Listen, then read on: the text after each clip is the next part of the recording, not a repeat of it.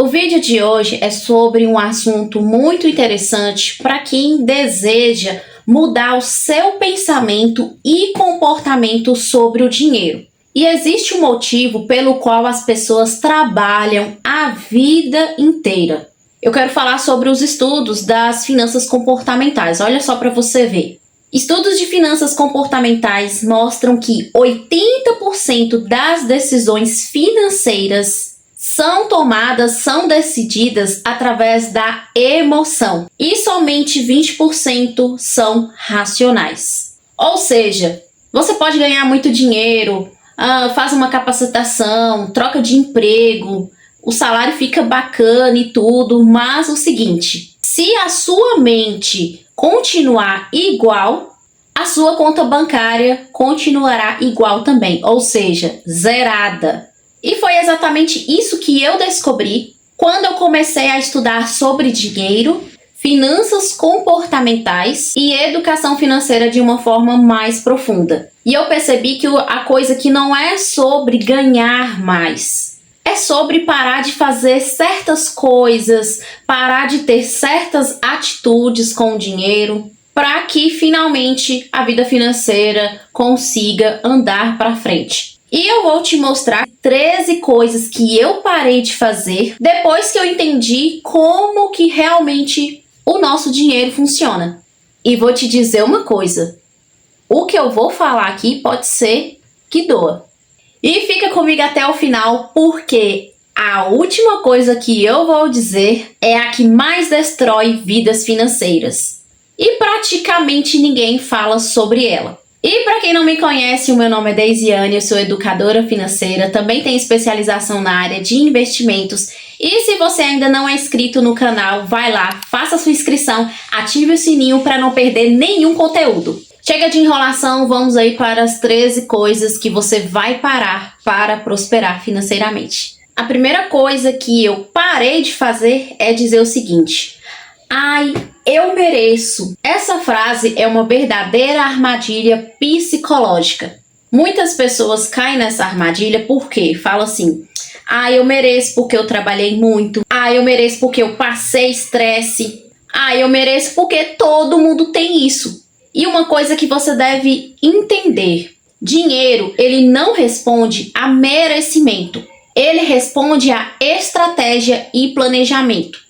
Eu não tô falando para você deixar de comprar as coisas que você merece, mas desde quando tudo vira merecimento, você está fardado ao fracasso. Então, assim, eu tive uma fase da minha vida que eu ficava falando: ah, eu mereço comprar isso, eu mereço comprar aquilo, ah, eu vou lá e parcelo porque eu mereço. E esse eu mereço que eu sempre mencionava era uma compra emocional disfarçada de recompensa.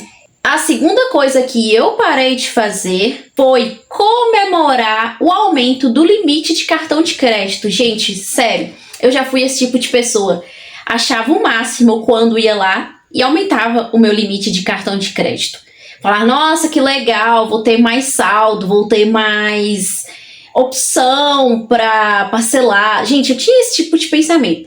Ainda bem que durou muito pouco essa jornada da minha vida, graças a Deus. Mas eu fui essa pessoa. Porque é o seguinte, o banco, ele vai lá e aumenta seu limite.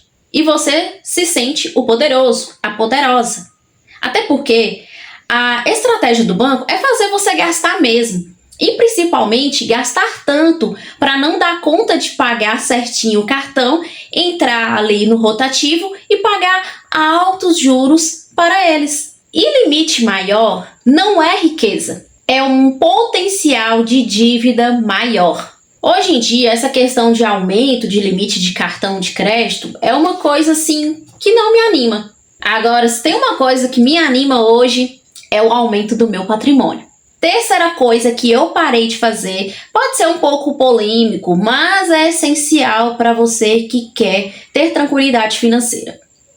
Eu tive que parar de andar com algumas pessoas que só falavam de gastos.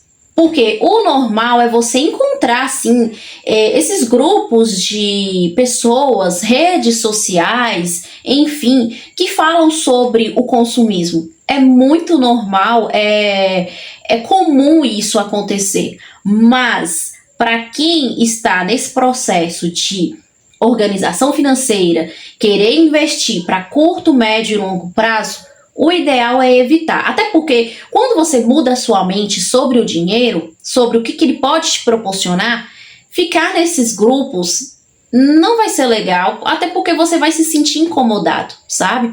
Então, foi uma coisa que eu fiz. As pessoas falavam muito em gastos de viagem, vamos parcelar essa viagem, lá a gente gasta, o futuro a Deus pertence, vamos comprar aquela roupa que está na moda, que foi lançamento de não sei lá das quantas. O assunto era esse. Esses assuntos, sabe? Quando eu falava assim, não, gente, vamos comprar um livro, vamos ler livros, eu era a cafona do grupo. Então acaba que vai chegar um momento que você não vai conseguir pertencer àquela tribo, né? Pertencer àquela roda social. E eu te digo, o ambiente, ele molda o seu padrão financeiro. Eu sei que você vai pensar assim, nossa, mas é muita ignorância da minha parte eu largar aquela pessoa. Não tô falando para largar, certo? Mas assim, evitar adentrar sobre determinados assuntos que pode te proporcionar você gastar, continuar aí no consumismo, certo? Outra coisa que eu fiz foi parar de falar o seguinte: dinheiro não é tudo. É uma frase bonita, é uma frase clichê, todo mundo fala, gente, dinheiro não é tudo, dinheiro não traz felicidade, dinheiro não proporciona todas as coisas que você quer do mundo, entende? Dinheiro não proporciona sentimento, certo? É uma frase bonita, são frases bonitas que eu citei aqui, mas geralmente são frases faladas, ditadas por pessoas que não têm dinheiro. E eu sei que dinheiro não é tudo nessa vida, mas ele resolve grande parte dos problemas que a vida adulta enfrenta no seu dia a dia. E foi aí que eu parei de romantizar a escassez. Porque, gente, vamos combinar uma coisa. Você ter o sonho de ter uma coisa, por exemplo, eu tenho o sonho de ter aquele celular. Só que o seguinte, eu gasto em outras coisas, ou então eu não tenho esse dinheiro. Pensa como que é ruim você ser limitado, você viver ali no limite, na escassez, não poder realizar os seus sonhos. Então, assim, não é legal. Não dá para romantizar isso, entendeu? Então, assim, realmente, como eu disse, dinheiro não é tudo, é tanto que muita gente tem muito dinheiro, mas infelizmente não vive bem, mas não por conta do dinheiro, mas sim por outros problemas emocionais, se dizendo assim.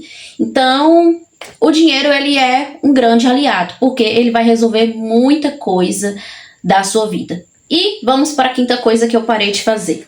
Eu parei de pagar para ter validação. Assinaturas, roupas, lugares, experiências. Às vezes eu fazia a aquisição não pelo produto, não porque eu estava afim daquilo, mas sim pela aprovação de terceiros.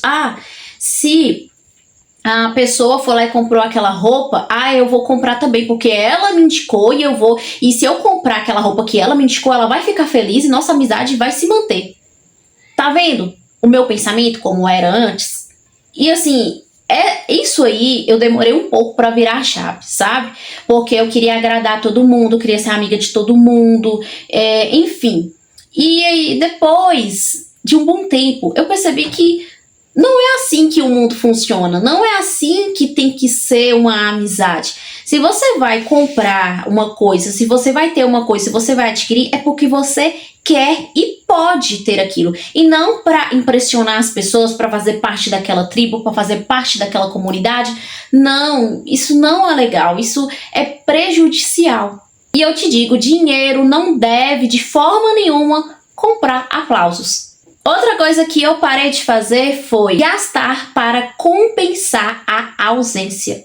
Muitos pais fazem isso, né? Compram coisas porque muitas das vezes trabalham, não tem tempo de ficar ali com o filho, com a filha. Muitos casais fazem isso também, compram coisas para substituir ali, não tô muito presente com você, ou então, né, cometer uma gafe e aí vai lá e compra algo para tapar o buraco, vamos dizer assim. Aí muitos falam o seguinte, eu não tenho tempo, eu vou dar presente.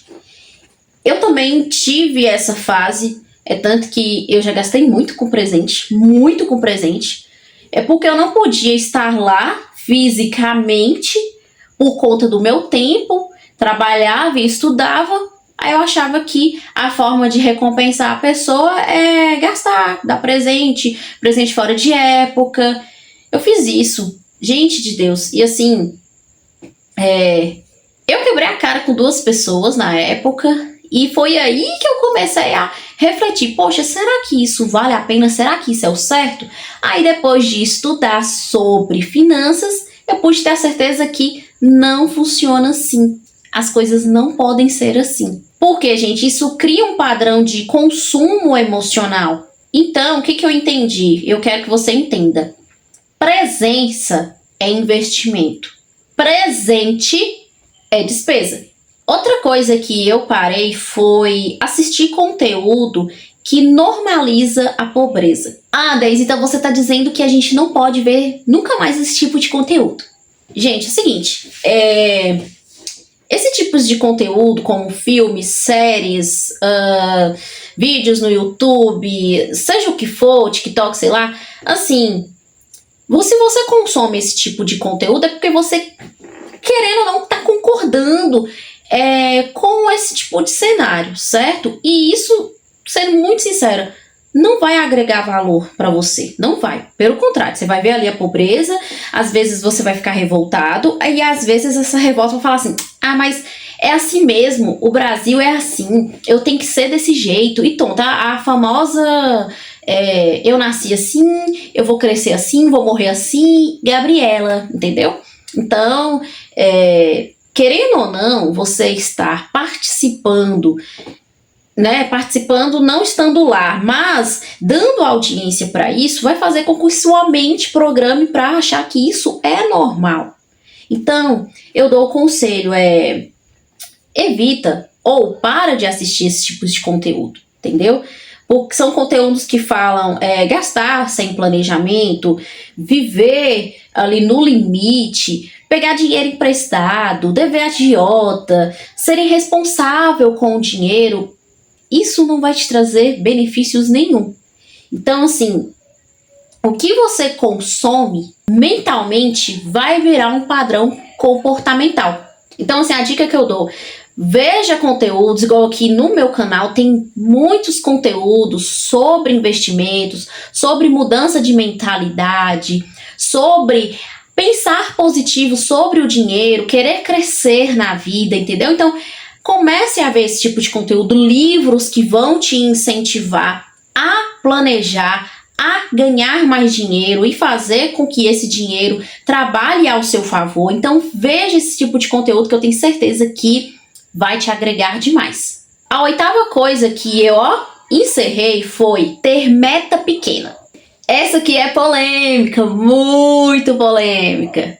Porque é o seguinte, muita gente ensina a gente começar pequeno. Normal, começa pequeno, porque você vai crescendo e aquela coisa toda. Mas eu entendi que meta pequena não gera transformação. Quando a meta ela é desconfortável, ou seja, é uma meta mais desafiadora, maior, aí sim, ela vai te dar resultado. Porque a meta que é desconfortável, ela vai gerar uma ação em você. Porque, gente, é muito fácil a pessoa falar assim, eu vou economizar R$5 por mês. Assim, eu creio que para a maioria das pessoas isso é muito fácil. Agora, coloca uma meta maior. Eu vou economizar R$100 por mês. Para uma pessoa que tá com a vida financeira desequilibrada. É um desafio muito grande. E quando ela é determinada e coloca isso, ela vai fazer de tudo para conseguir alcançar esse objetivo. Ou seja, ela vai agir a favor desse objetivo que é grande para ela, entendeu? Então eu falo, metas mais ousadas vai fazer você ter resultados mais satisfatórios. Outra coisa que eu parei de fazer, já estamos no 9º comportamento. Eu parei de ter orgulho de ser simples. E eu quero que você entenda uma coisa aqui, tá? Antes que venham as polêmicas, existe uma grande diferença entre simplicidade e limitação. E eu vou fazer um exemplo aqui para ficar melhor para você entender. Eu posso viver simples, mas pensar pequeno financeiramente não é uma virtude, e sim um medo.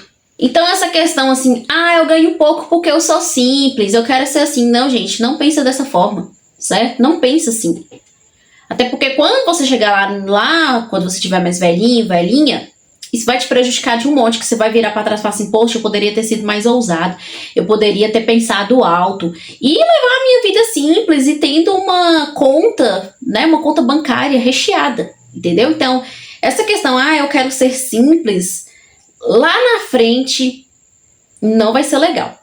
Outra coisa que eu fiz foi parar de ter dinheiro parado na conta por segurança. Segurança não é deixar o dinheiro parado, é fazer o dinheiro trabalhar com estratégia. E o que eu quero dizer aqui? O que eu fazia antes? Eu deixava meu dinheiro parado na conta corrente.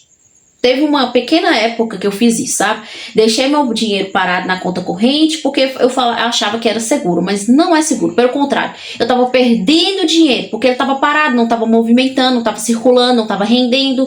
Então, eu estava me prejudicando. E aí, o que eu entendi? Conta corrente, ele é um estacionamento, tá? Ali parou, acabou. Não move para frente, não move para trás, nem para um lado, nem para o outro. Agora, quando você faz investimento, aí sim, é uma construção. Então, muitos estão falando assim, então eu não posso ter reserva de emergência. Claro que você tem que ter reserva de emergência, tem que ter sim uma segurança, mas jamais deixar seu dinheiro parado, estagnado. Deixa ele em uma conta que ele vai ter uma movimentação. E outra coisa, vai realizar os seus objetivos, tenha também outros investimentos, tá? Não deixe só em um lugar, tá?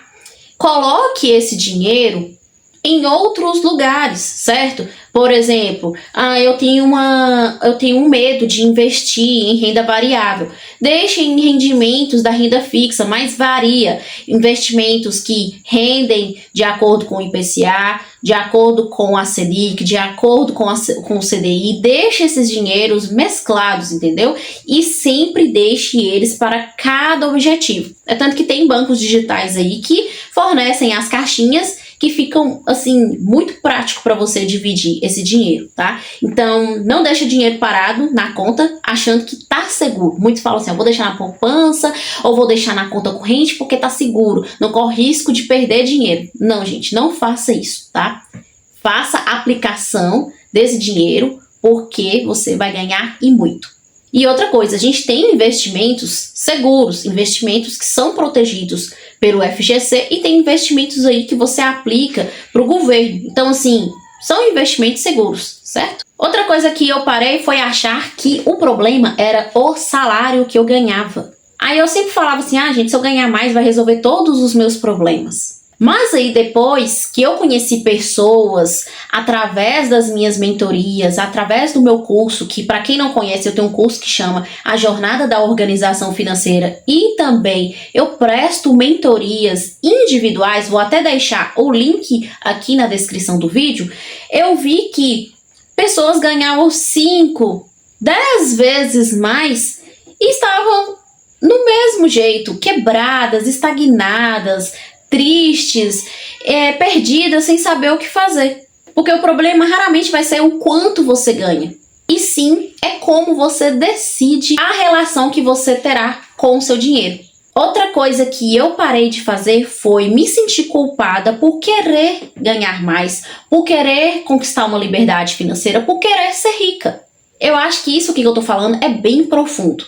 Porque, gente, assim, existe uma culpa social, coletivo, em querer prosperar. Muitas das vezes você, poxa, eu vou prosperar, eu vou ter dinheiro e as pessoas que eu conheço vai ficar para trás.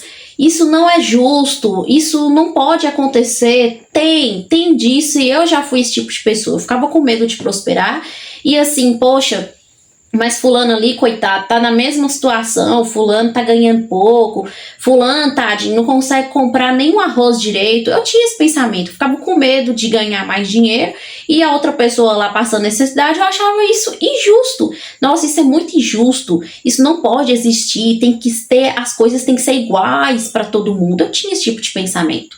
Mas aí, depois de muito estudo, eu entendi que tem essa culpa social em querer prosperar, como se a riqueza fosse egoísmo. E eu entendi que prosperar é ampliar impacto. Então, se a pessoa, por exemplo, for uma pessoa já arrogante, o dinheiro só vai transparecer, ou seja, demonstrar o que ela já é. Agora, se você for uma pessoa simples e manter isso, ser digno, ser honesto, não tem dinheiro nenhum do mundo que vai tirar esse tipo de personalidade que você tem. Porque o dinheiro, ele potencializa quem você é. E por último, a 13ª coisa que eu parei de fazer foi ter medo de falar sobre dinheiro.